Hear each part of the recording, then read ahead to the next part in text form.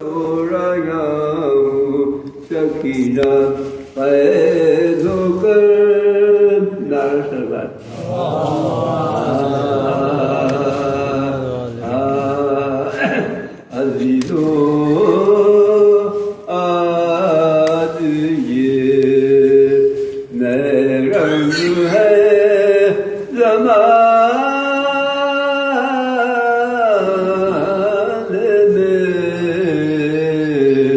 علی کی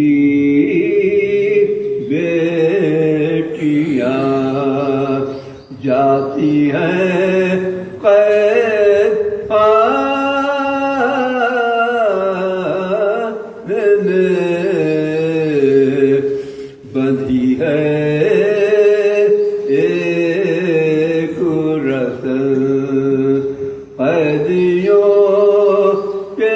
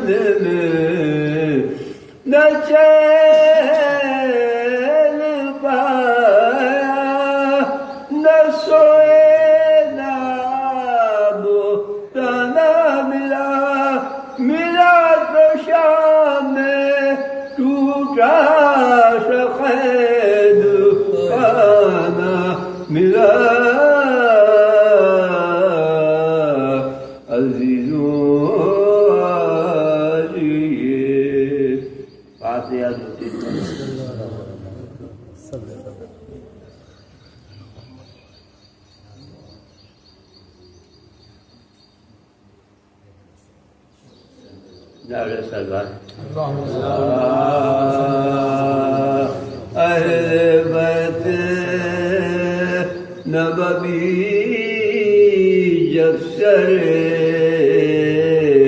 دربار آئے گل ہوا لو حرم سید ابرار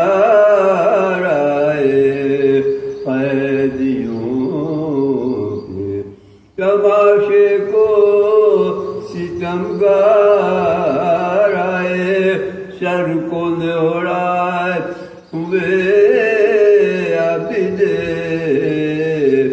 بیمار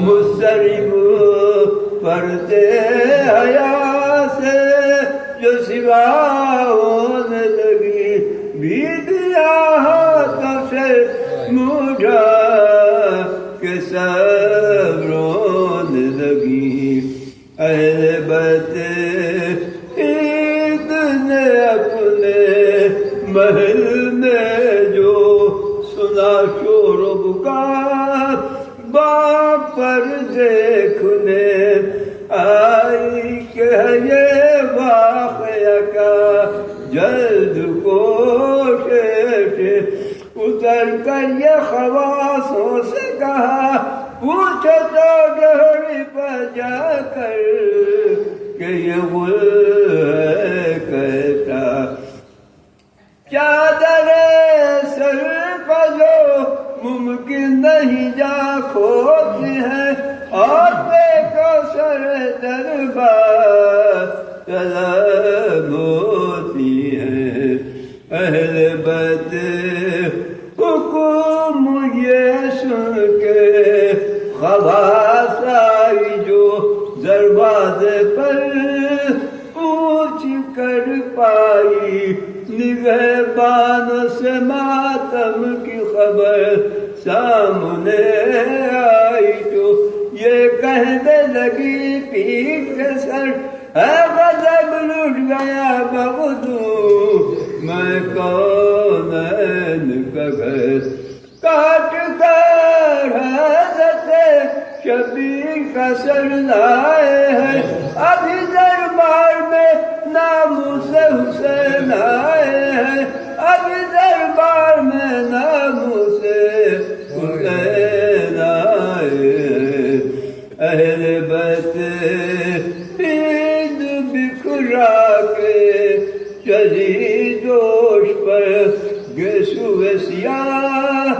تاب افزا گیا غلغلے نالا پہنچ دربار میں جس وقت وہ بحال صبا گر پڑی دوڑ کے شبیر کے سر پر ناگا گر پڑی دوڑ کے شبیر کے سر پر ناگا رو کے چلائی میں شکل کے قربان گئی میرے آقا کا یہی سر میں پہچان گئی میرے آقا کا یہی سر میں پہچان گئی اہل بیت نبوی جب سر دربار آئے نعرہ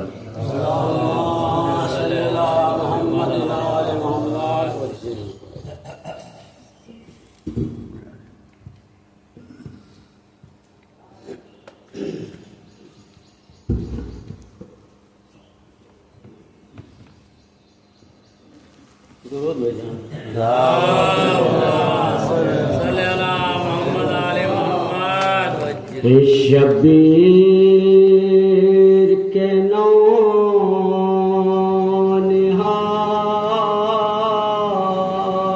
نونہال گلے تر کا فاتحہ گلے تر کا فاتحہ سجاد دے رہے ہیں گھرے گھر کا فاتحہ گھرے گھر کا فاتحہ او غش آ گیا رباب کو زندان شام میں زندان شام میں سجاد دے رہے تھے جب اصغر کا فاتحہ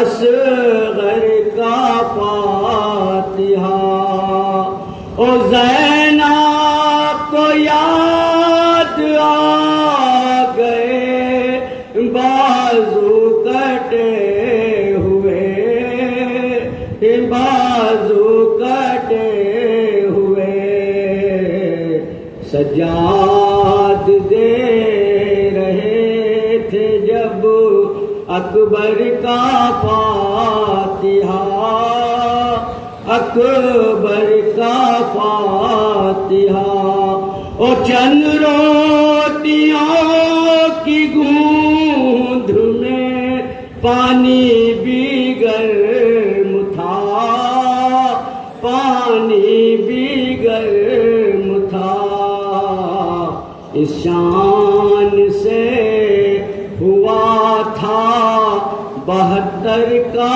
فاتحہ 72 کا فاتحہ شبیر درود بھیجا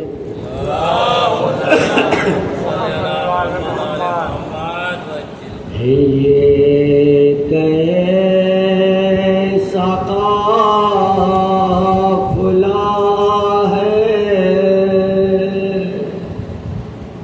دعائیں بھی قید ہیں دعائیں بھی قید ہیں منزل کا کچھ پتہ نہیں راہیں بھی قید ہیں راہیں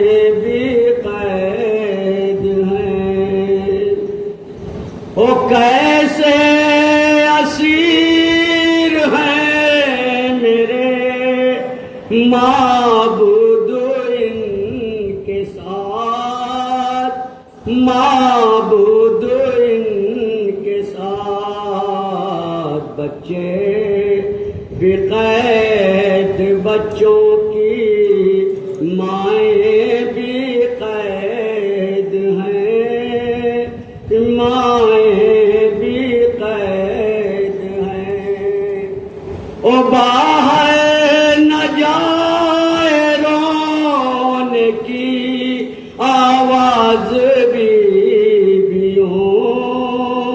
آواز بیبیوں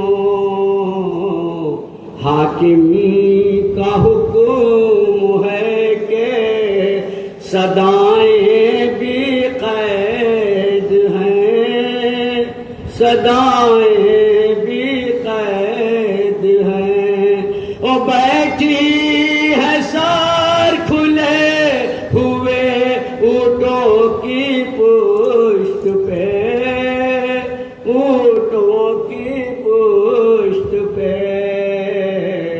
حاکم کے پاس ان کی ردائیں بھی قید ہیں ردائیں بھی قید ہیں وہ سورج کی تیز دھوپ نے جھلسا دیے بدن جھلسا دیے بدن زندہ کے آس پاس گھٹائیں بھی قید ہیں گھٹائیں بھی قید ہیں زندان شام دیکھ کے بیمار نے بیمار نے کہا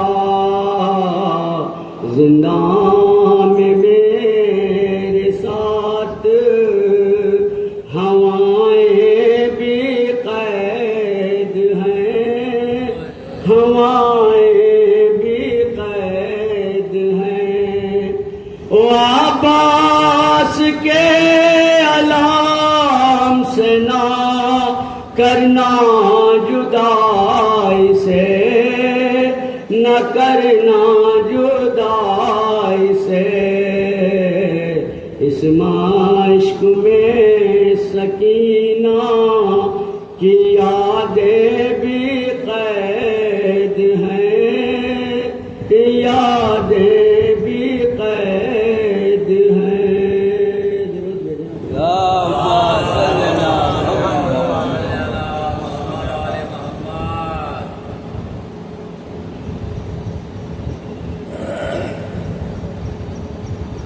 بے کسی کا شے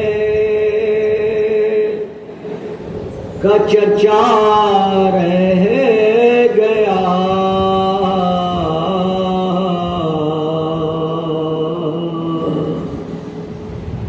مجرئی میں ماں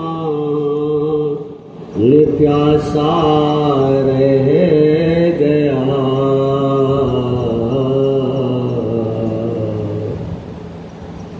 سب ہوئے سیراب تجھ سے اے فرات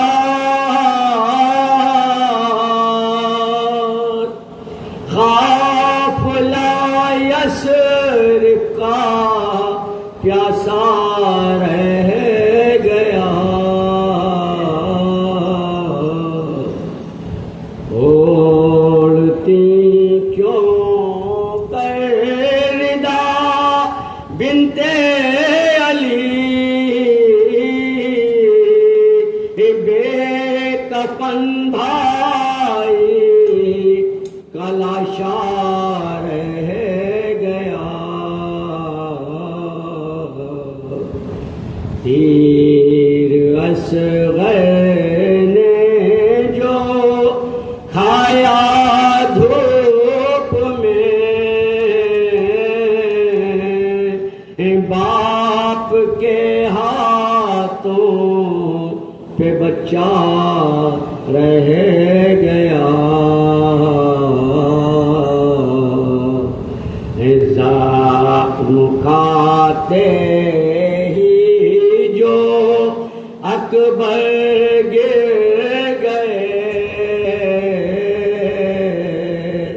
چھد کے برچھی میں کلیجا رہ گیا،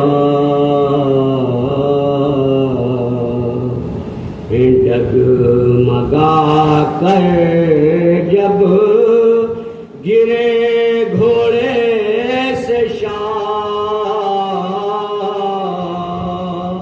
کانپ کے عرش مولا رہ گیا،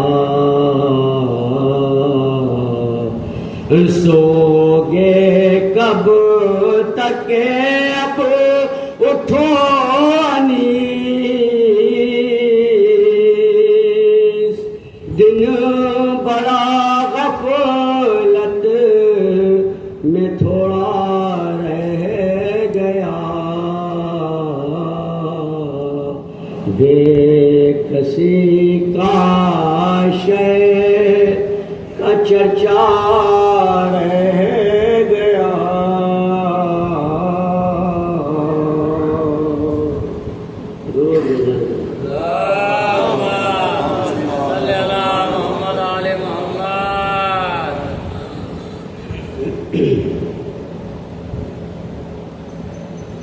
وادی شام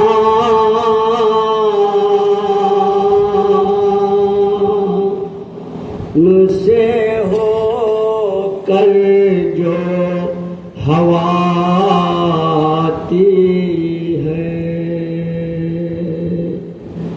کسی معصوم کے رونے کی صدا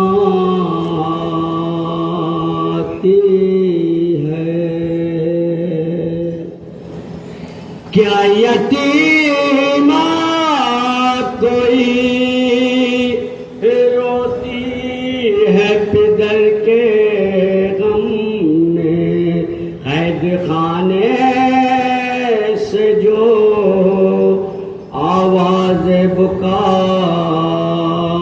آتی ہے، سر شبیر سے سجاد نے یہ رو کے کہا، پھوپھی اماں کے کھلے سر سے حیا آتی ہے، خون ابا سے دلاور کا سر ہے یہ سہیل، خاک مقتل سے جو خوشبو وفا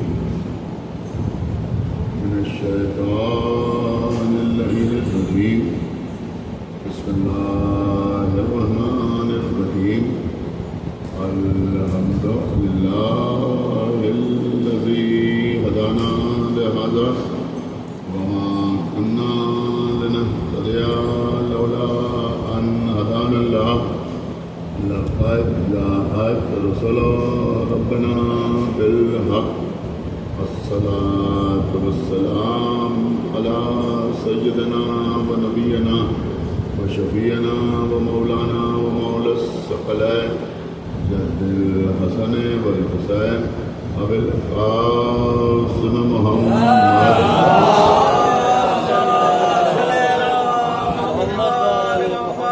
على أهل بيته الطيبين الطاهرين المعصومين المظلومين المنتخبين المنتجبين الذين أذهب الله عنهم الرجس وطهرهم تطهيرا.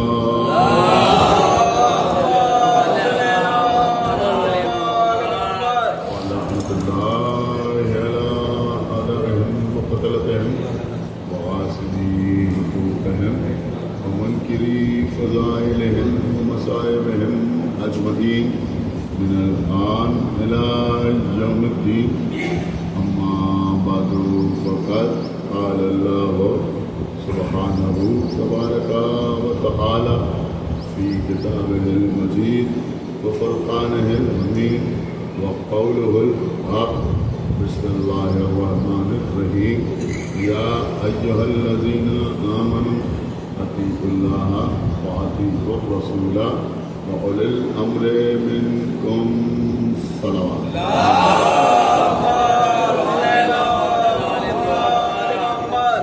اللہ سورہ مبارکہ نساء میں ارشاد حضرت فرمائی ہو رہا ہے کہ اے ایمان لانے والوں، تم اللہ کی اطاعت کرو اور اس کے رسول کی اطاعت کرو اور ان کی اطاعت کرو کہ جن کو ہمارے درمیان ولی امر یعنی صاحب امر قرار دیا گیا ہے.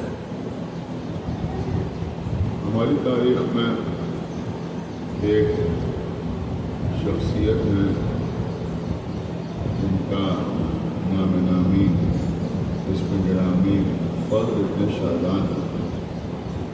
میں نے آغاز کی کسی مجلس میں عرض کیا تھا کہ فضل ابن شادان نے مکمل مناظرہ ولایت امیر المومنین کے سلسلے میں اسی آیت کا سہارا لیتے ہوئے فرمایا اور اولي الامر کے جتنے ممکنہ معنی ہیں ان سب پر. لیکن اس وقت میں آپ کی خدمت میں عرض کروں گا کہ اولي الامر کے جو معنی سب سے زیادہ بیان کیے جاتے ہیں اور اس پر سب سے زیادہ زور دیا جاتا ہے وہ ہیں بادشاہ، حاکم وقت، صاحب عنان حکومت، جس کے سر پر تاج ہو، جس کے زیر قدم تخت حکومت ہو. وہ کہتے ہیں کہ وہی ولی الامر. ہم عرض کریں گے کہ بھائی بادشاہ سو دنیا میں بہت ہوئے، اس پر کفار بھی ہیں، مشرکین بھی ہیں، مسلمان بھی ہیں، مومن بھی ہیں، متقی بھی ہیں، فاسق و فاجر بھی ہیں. تو اب کیسے معلوم کیا جائے کہ کس بادشاہ کی اطاعت کرنا ہے اور کس بادشاہ کی اطاعت نہیں کرنا؟ تو تھوڑا سا توجہ اس بات پر دی جائے کہ کیا اللہ نے کبھی کسی کو بادشاہ بنایا؟ کیا اللہ نے کبھی کسی کو دنیاوی حکومت عطا کی؟ بھائی اللہ نے نبی بنائے، اللہ نے رسول بنائے، اللہ نے ولی بنائے، اللہ نے انبیاء کے اوصیاء کو دنیا میں بھیجا، ائمہ کا سلسلہ معین مقرر کیا. لیکن کیا اللہ نے کبھی کسی کو بادشاہ بھی بنایا؟ جب ہم تلاش کرتے ہیں تو کچھ نام ایسے ضرور ہوتے ہیں کہ جن کو لوگوں نے بادشاہ نہیں بنایا بلکہ جن کو اللہ نے بادشاہ بنایا. مثلا جناب سلیمان ہے کہ جناب سلیمان کو اللہ نے حکومت عطا کی، اور جب اللہ نے انہیں حکومت عطا کی تو ایسی حکومت عطا کی کہ چرند کو حکومت، پرند کو حکومت، درندوں کو حکومت، ہواؤں کو حکومت، فضاؤں کو حکومت. انتہا یہ ہے کہ ساری کائنات پر اللہ نے جناب سلیمان کو حکومت عطا کی. لیکن بہرحال ایک ملک حاصل کرنے والا اور ایک ملک عطا کرنے والا تو فرق تو ضروری ہے، لہذا ساری حکومت اپنی جگہ پر، لیکن یہی سلیمان نے اعلان کر دیا کہ کوئی ہمارے قریب نہ۔ آج ہم اپنی رعایا کا معائنہ کر رہے ہیں، کوئی ہمارے قریب نہ، ایک عصا سے ایک لگا کے کھڑے ہو گئے۔ جناب سلیمان کسی کے آنے کی آہٹ محسوس ہوئی، جب آہٹ محسوس ہوئی تو جناب سلیمان نے پوچھا کہ کون ہے، اور پھر یہ فرمایا کہ میں نے کہا ہے کہ کوئی آج بغیر میری اجازت کے میرے پاس نہ آئے۔ تو پھر آنے والے نے بھی کہا کہ مجھے کسی سے اجازت مانگنے کی ضرورت ہے۔ تو جناب سلیمان فوراً پہچان گئے کہ کیا تو ملک الموت ہے؟ صلوات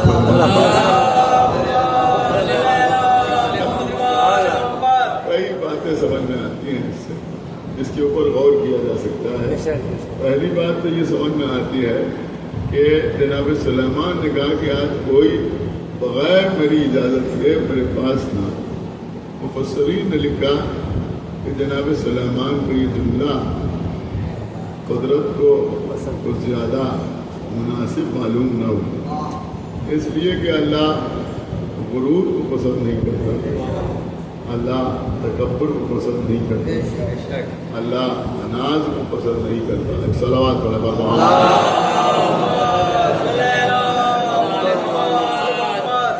اگر آپ اقوال معصومین پڑھیں تو آپ کو اندازہ ہوگا کہ سب سے زیادہ جو مذمت فرمائی ہے ہمارے ائمہ نے یا رسول اللہ نے، وہ غرور، تکبر، انسان کو اپنے اوپر غرور ہو جائے، انسان تکبر میں مبتلا ہو جائے، انسان کو گھمنڈ ہو جائے کہ بس جو ہم ہیں تو کوئی اور نہیں۔ لیکن جو اقوال معصومین ہیں، آپ یقین مانیں کہ ہمارے یہاں تو عام طور پر اقوال معصومین جو ہیں وہ ایصال ثواب کے لیے استعمال ہوتے ہیں۔ کوئی کتاب مل گئی جس میں 4 معصومین کے اقوال لکھے ہوئے ہیں، وہ 40 میں بٹ گئی اور اس کے اوپر لکھا ہوا ہے کہ برائے ایصال ثواب فلاں فلاں، اور کسی کے گھر میں پہنچی، تھوڑا دن رکھی رہی اور اس کے بعد اس نے باقی دعاؤں کی کتابوں کے ساتھ لے جا کے کسی مسجد میں رکھ دیا۔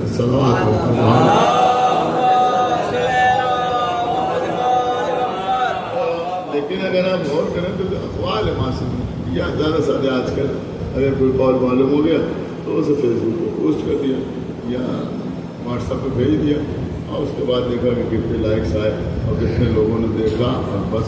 لیکن جملہ اقوال معصومین اس لیے ہیں کہ ان کے مطابق زندگی گزاری جائے۔ صلوات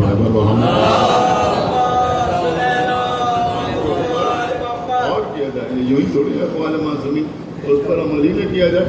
اب بعض لوگوں کے دماغ میں بات بیٹھ گئی ہے، وہ کہتے ہیں صاحب یہ تو امام نے ارشاد فرمایا، اس زمانے میں ایسا کہاں ممکن ہے؟ ایسا کچھ نہیں، اس زمانے میں کہاں ممکن ہے، یہ مسئلہ نہیں ہے۔ میں آپ کی خدمت میں عرض کروں کہ قرآن مجید میں خداوند عالم نے ایک جگہ نہیں بلکہ کئی جگہ ارشاد فرمایا کہ لا یکلف اللہ نفسا الا وسعها، اللہ کسی نفس کو اس کی وسعت سے زیادہ تکلیف نہیں دیتے، یعنی آپ کو اسی بات کا حکم دیا جاتا ہے جو آپ کے بس میں ہو، اگر بس میں نہ ہو، اگر امکان میں نہ ہو تو اس کا حکم بھی نہیں دیا جاتا۔ تو اللہ کا حکم جو ہم تک آتا ہے تو وہ کیسے آتا ہے؟ یا تو قرآن کی صورت میں آتا ہے یا حدیث کی صورت میں آتا ہے۔ تو پھر ماننا پڑے گا کہ اگر قرآن کی آیت میں کوئی حکم دیا جا رہا ہے تو یہ بھی ہمارے لیے اللہ کا حکم ہے، اور اگر معصوم کچھ ارشاد فرما رہے ہیں تو زبان ان کی ہے مگر حکم اللہ کا ہے، اس میں کوئی شک تو نہیں ہے۔ اگر رسول اللہ کچھ کہیں تو یہ بھی اللہ کا حکم، مولا علی کچھ کہیں تو یہ بھی اللہ کا حکم، بی بی زہرا کچھ کہیں تو یہ بھی اللہ کا حکم، تمام ہمارے ائمہ کوئی بات کہیں تو وہ بھی اللہ کا حکم ہے۔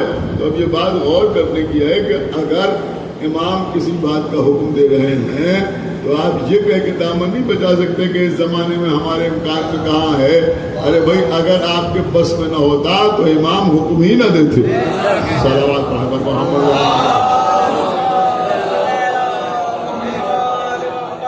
بھائی آپ غور کر رہے ہیں، آپ کو 50 وقت کی نمازیں فرض نہیں کی گئی، 5 وقت کی نمازیں فرض کی گئی۔ کیوں؟ اس لیے کہ 50 وقت نماز پڑھنا آپ کے بس میں نہیں تھا، آپ کے امکان میں نہیں تھا۔ تو اسی بات کا حکم دیا جاتا ہے جو انسان کے بس میں ہو. غرور کے سلسلے میں، تکبر کے سلسلے میں معصومین نے کیا فرمایا؟ دیکھیے بہت اہم بات میں عرض کر رہا ہوں. کبھی کبھی دو الفاظ ہوتے ہیں دیکھنے میں بالکل ایک جیسے لگتے ہیں، یا پھر تھوڑا سا اور اگر وسعت دی جائے تو میں کہتا ہوں کہ دو اشیاء ہوتی ہیں، دو چیزیں ہوتی ہیں دیکھنے میں بالکل ایک جیسی ہوتی ہیں لیکن دونوں کی قیمت میں بڑا فرق ہوتا ہے. مثلا سونا بھی چمکتا ہے اور پیتل بھی چمکتا ہے، لیکن سونا اور ہوتا ہے، پیتل اور ہوتا ہے.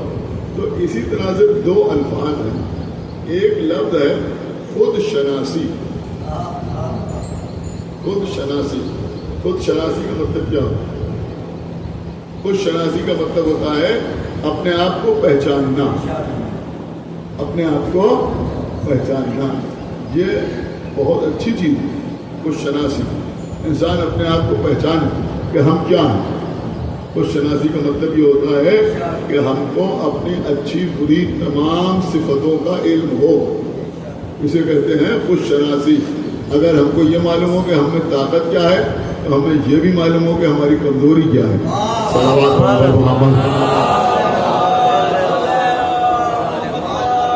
اگر آدمی خود شناس ہو جائے تو میں سمجھتا ہوں کہ کسی بزم میں اس کے لیے رسوائی کا سوال ہی نہیں ہوتا. اگر خود شناس ہوتا ہے تو اسے معلوم ہو کہ بھئی ہم کیا ہیں، ہماری حیثیت کیا ہے. مثلا ہمیں یہ اچھی طرح معلوم ہے کہ ہم مجلس پڑھ سکتے ہیں، تو یہ معلوم ہے کہ ہم مجلس پڑھ سکتے ہیں، لیکن ہم یہ بھی جانتے ہیں کہ ہم حسن رضا صاحب کی طرح سوسوانی نہیں کر سکتے. سمجھ رہے ہیں؟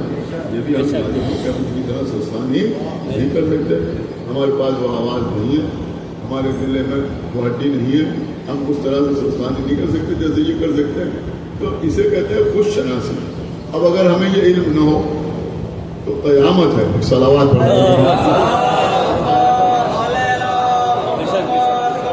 صلوات پڑھ.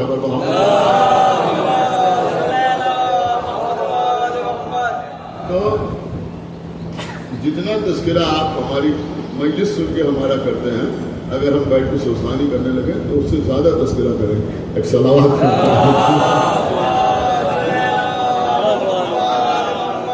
عرض یہ کر رہا تھا کہ آدمی کو اپنے آپ کو پہچاننا چاہیے کہ ہم کیا کر سکتے ہیں اور کیا نہیں کر سکتے. اسی کو کہتے ہیں خود شناسی.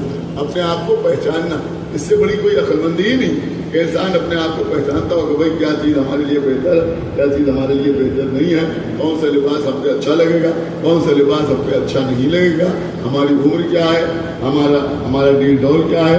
آپ غور فرما رہے ہیں ہماری باڈی نیچر کیا ہے، ہماری صورت کیسی ہے. تمام چیزیں ہیں جن کے اوپر انسان غور کرے اور یہ سمجھے کہ بھائی ہم خود شناس بنے. ہمیں یہ بھی معلوم ہو کہ ہم یہ کام کر سکتے ہیں اور یہ بھی معلوم ہو کہ یہ کام نہیں کر سکتے. تو اگر خود شناس ہوگا تو پھر وہ کیا کرے گا کہ اگر خود شناس ہے، عقل مند ہے، تو جو صفتیں اس میں پائی جاتی ہیں ان کو اور ڈیولپ کرنے کی کوشش کرے گا، اور جو کمزوریاں اس میں پائی جاتی ہیں ان کو دور کرنے کی کوشش کرے گا. یہی مطلب تو ہے نا. تو انسان میں سدھار ہوگا یا نہیں ہوگا. لیکن ایک چیز ہے جو دیکھنے میں اس سے بالکل ملتی جلتی ہے، اس کو کیا کہتے ہیں؟ اس کو کہتے ہیں خود پسندی. جس طرح سے خود شناسی بہترین صفت ہے، ایسے خود پسندی بدترین صفت ہے.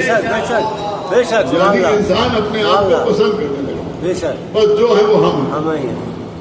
ذاکر ہے تو ہم ہیں، خطیب ہے تو ہم ہیں. میں اپنے لیے کہہ رہا ہوں کوئی برا نہ مانے. عالم ہے تو ہم ہیں اور بات کرتے ہیں تو ہم.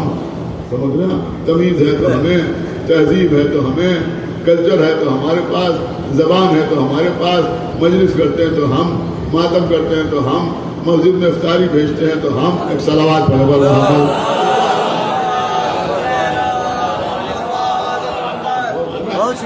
جمن ہے تو ہماری، نواں خان ہے تو ہم، شبداری ہوتی ہے تو ہمارے یہاں، جلوس اٹھتا ہے تو ہمارے یہاں، اور جو کچھ ہے وہ ہم، بس ہمارے علاوہ کوئی اور نہیں. اسے کہتے ہیں خود پسندی. خود پسندی. میں نے بالکل آسان باتیں عرض کی ہیں تاکہ سب کی سمجھ میں آ جائیں، ورنہ یہ موضوع جو ہے یہ ظاہر سی بات اتنا آسان نہیں. یہ خود پسندی، اپنے آپ کو پسند کرنا. ایک غضب کا قول ہے آپ کے چھٹے امام کا، میں آپ کی خدمت میں عرض کروں. امام نے ارشاد فرمایا کہ جب کسی شخص میں خود پسندی پیدا ہو جاتی، یعنی آپ کو اس بات کا احساس نہیں ہوتا اب میں تھوڑا سا لفظ بدل کے کہہ دوں تاکہ آپ کی سمجھ میں آ جائے. امام فرماتے ہیں کہ جب کوئی شخص اپنے آپ کو پسند کرنے لگتا ہے تو دنیا اسے ناپسند کرنے لگتا ہے.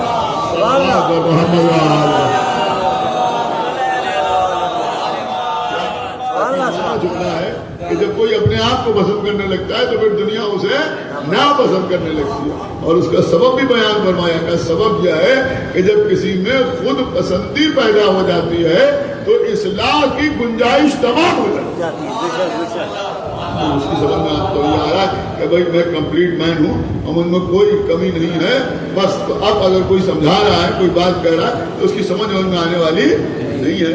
تو میں عرض یہ کر رہا تھا کہ خود پسندی یا اللہ پسند نہیں کرتا. اب جناب سلیمان جیسا نبی, اب ظاہر سی بات ہے ان سب الفاظ کی نسبت جناب سلیمان کی طرف قطعی نہیں دی جا سکتی اس لیے کہ وہ معصوم ہیں, اللہ کے نبی ہیں. لیکن بہرحال دنیا کو سمجھانا مقصود تھا کہ یہ کہہ دیا کہ آج کوئی بغیر میری اجازت کے نہ آئے. کیا بات ہے, کہ آج کوئی بغیر میری اجازت کے کوئی کہہ دیا کوئی بغیر میری اجازت کے نہ آئے تو اللہ نے ملک الموت کو بھیج دیا. اسی وقت بھیج دیا, ملک الموت آ گیا. آہٹ محسوس ہوئی, پوچھا کون تم کیسے آئے؟ میں نے تو کہا تھا کوئی بغیر میری اجازت کے نہ آئے. تو ملک الموت نے کہا مجھے کسی سے اجازت مانگنے کی ضرورت نہیں ہے. تو جناب سلیمان نے کہا کہ کیا تم ملک الموت ہو؟ ایک بات کا اور اندازہ ہوا, اور وہ اس بات کا اندازہ ہوا کہ جناب سلیمان اپنی حکومت کی حد پہچانتے ہیں.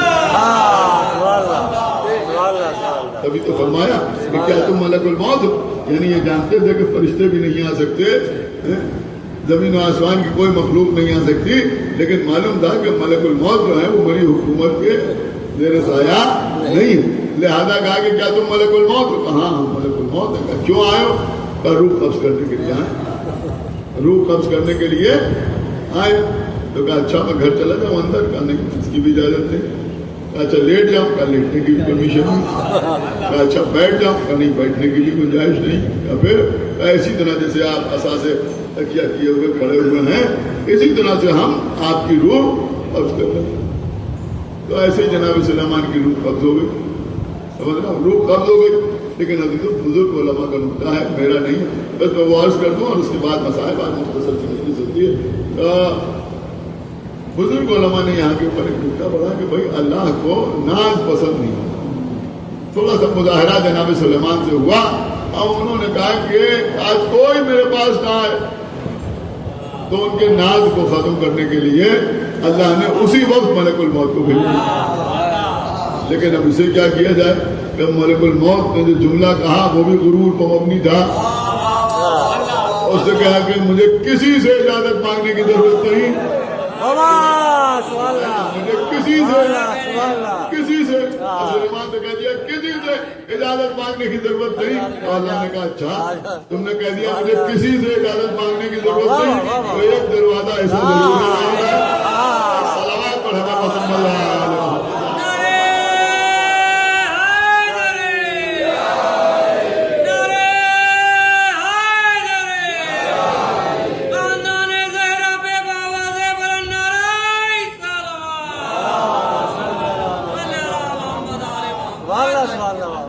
ایک دروازہ ایسا بھی کہ جہاں ملک الموت بھی آئے تو اجازت مانگتا ہوا آئے.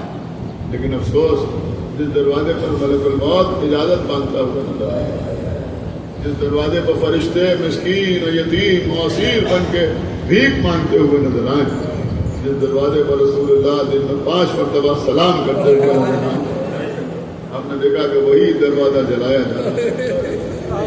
بیوی کے اوپر جلتا ہوا دروازہ گرایا جا رہا ہے. بیوی زہرا پر کتنے مظالم اٹھائے گا, کتنے ظلم اٹھائے گا. کہ بیوی اپنے بابا کی قبر پر پہنچتی ہیں اور ایک چٹکی مٹی اٹھا کر اپنی پیشانی پر لگاتی ہیں اور یہ فرماتی ہیں کہ صبت علیہ مصائب, صبت علیہم سے اوپر اتنی مصیبتیں پڑیں, اتنے مسائل پڑے کہ اگر دنوں پر پڑھتے تو مثل شب تاریخ کے ہو جاتے. دنیا दुनिया में जितने मजलूम आपको नजर आएंगे कहीं न कहीं उनकी मजलूमी खत्म होती हुई नजर आएगी। तो बड़े जुल्म हुए, उन्हें 10 साल कैद में रखा गया, लेकिन बहरहाल फिर रिहा हो गए तो जुल्म खत्म। उनके ऊपर लोग इतने जुल्म करते थे, लेकिन फिर एक दिन ऐसा आया कि लोग काबू में आ गए और उनके ऊपर होने वाले जुल्म खत्म हुए। किसी को कत्ल भी कर दिया गया तो इनने कहा उसको बड़े जुल्म हुए। उस वक्त तक जुल्म होते रहे जब तक उसकी जान न निकल गई, यानी दुनिया से जाने के बाद उसके मज़ालिम खत्म हो गए। लेकिन ये रसूल की बेटी ऐसी मजलूम कि जिंदगी में जुल्म होते रहे, जख्मों की ताप न ला के बीवी दुनिया से गुजर गई, लेकिन उसके बाद भी जुल्म खत्म न हुआ। मौला अली के सर पर ज़रबत लगना, बीवी पर जुल्म, इमाम हसन को जहर दिया जाना, फिर उनके जनाजे पर तीर चलना, फिर इमाम हुसैन का मदीना छोड़ना, मक्के में हज को उम्रे से बदलना, और फिर करबला के मैदान में अजीजों कैसे कैसे जुल्म, कैसे कैसे सितम। मैं समझता हूँ कि आज तक बीबी ज़हरा पर जुल्म सितम का सिलसिला जारी व सारी। आज बीबी की कब्र धूप में है, किसी को कब्र तक जाने नहीं दिया जाता, दूर से लोग देखते हैं कब्रें। अब जो लोग जा चुके हैं उनके लिए मैं अर्ज कर रहा हूँ कि कब्रें क्या, ऐसा लगता है कि चंद पत्थर के टुकड़े रखे हुए, ऐसा जुल्म पहरा लगा हुआ है। कोई ज़ियारत न पढ़ने पाए, कोई कब्र तक जाने न पाए, कैसे कैसे मज़ालिम मज़ीदों, दिल टुकड़े टुकड़े होता है। लेकिन हाँ, एक जुमला ज़रूर कहने को जी चाहता है कि हम जाते हैं और बीवी की कब्र को इस हालत में देखते हैं तो दिल को क्या गुजरती है। लेकिन ज़रा सोचिए कि ज़ैनब ने अपने भैया का लाशा पामाल मौला आपको किसी गम में न रुलाए सिवाय गम सरकार सैयद शुहदा के। आज 12 मुहर्रम है, इमाम के सय्युम की मजलिस हो रही है, लेकिन जिनको इमाम का सय्युम करना था क्या वो इमाम का सय्युम कर पाए? आदमियों कैसे करते? इसलिए कि बीवियां बेकजावा नाकों पर सवार हैं। अरे सैयद सज्जाद मातम भी करें तो कैसे करें, हाथों में दोहरी दोहरी हथकड़ियाँ पड़ी हुई हैं। अरे सकीना रोएं तो कैसे रोएं, इसलिए कि अगर रोती है तो शिवर घुड़कियाँ देता है और रुखसारों पर तमाचे मारता है। लुटा हुआ काफिला जा रहा है। 12 मुहर्रम थी अजीजों, काफिला कूफे के करीब पहुंच रहा है, मंजिल ब मंजिल आगे बढ़ रहा है। एक मकाम पर ये काफिला ठहरा। जब काफिला ठहरा, शिद्दत की धूप थी, उस धूप में अहले हरम को धूप पे बिठा दिया। आप रो रहे हैं, धूप में अहले हरम को बिठा दिया गया और यजीद का लश्कर साए में जाकर बैठा। शिब्र मलून ने अपने लश्कर को पानी पिलाना शुरू किया।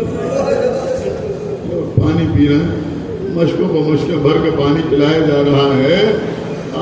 जब सारे लश्कर को पानी पिला चुका तो अब जानवरों को सैराब करना शुरू किया। इतना बड़ा लश्कर था, शिम्र पानी पिला रहा था। कब से सकीना ने देखा, अगर आप कहें तो मैं भी पानी मांग के देखो। मैं समझता हूँ कि ये बीबी पानी नहीं मांग रही थी। बीबी के पानी मांगने के लिए मौला हुसैन पहले ही हुज्जत कायम कर चुके थे। जनाब अली असगर के लिए पानी मांग के यहाँ पानी नहीं मांगा जा रहा था, बल्कि हुज्जत तमाम हो रही थी। बताया जा रहा था कि देखो बाबा के कत्ल के बाद भी हमें पानी नहीं दिया गया। बीबी सकीना सूखा हुआ कूदा लेके आगे बढ़े। आगे बढ़ के कहा, शुगर मैं ये नहीं कहती कि तू सबसे पहले मुझे पानी पिला दे, लेकिन जब सारे लश्कर को पानी पिला लेना, तब अगर थोड़ा सा पानी बचे तो मुझे भी दे देना। शिब्र मलून खामोश रहा। सकीना ने समझा कि शायद मुझे पानी मिल जाएगा, लेकिन जब घोड़ों को भी पानी पिला लिया, नाकों को भी सैराब कर लिया, एक एक सिपाही सैराब हो गया, मस्कीने में कुछ पानी बच भी गया। शिवर ने सकीना की तरफ देखा, आओ बीबी पानी पियो। बीबी खाली कूदा लेके आगे बढ़े।